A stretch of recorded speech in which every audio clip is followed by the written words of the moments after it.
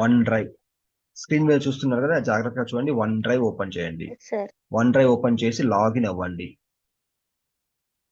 So ఇప్పుడు వస్తుంది. So ఇది ఆన్లైన్ వెర్షన్, లేటెస్ట్ వెర్షన్ కాబట్టి ఇది కొంచెం బెటర్ గా ఉంటుంది.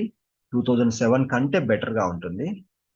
ఆప్షన్స్ అన్ని ఫీచర్స్ లేకున్నా కానీ కొంతవరకు బాగుంటుంది.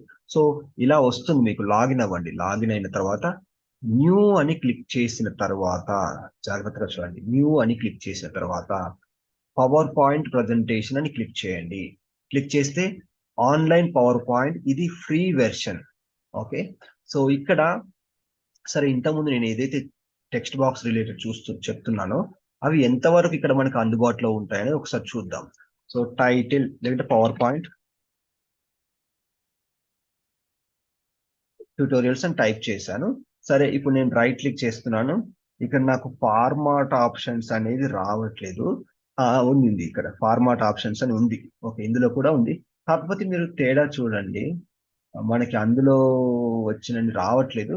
సరే, ఒకసారి ఇందులో ఏమేమి ఉన్నాయి మనం బేసిక్గా చూద్దాం. ఇక్కడ క్లిక్ చేసినట్లయితే కొంచెం ఫిల్ వరకు ఉంది. ఇక్కడ ఏమున్నాయి, రెడీమేడ్ ఫిల్ కలర్స్, అంటే బేసిక్ ప్రజెంటేషన్ డిజైన్ చేసుకోవడానికి కావాల్సినవి మాత్రమే ఉన్నాయి. ఇక్కడ కూడా బాగా అంటే కలర్ఫుల్ గా మంచి ఆప్షన్స్ అనేవి ఇక్కడ కూడా లేవు. కాకపోతే ఫ్రీగా కొంతవరకు మనం ప్రజెంటేషన్ అయితే చేసుకోవచ్చు. అది సార్ మళ్ళీ ఒకసారి చెప్తారా సార్? ఇది ఇది ఎలా ఓపెన్ చేయాలి అని. అవును sir. Okay, so one drive,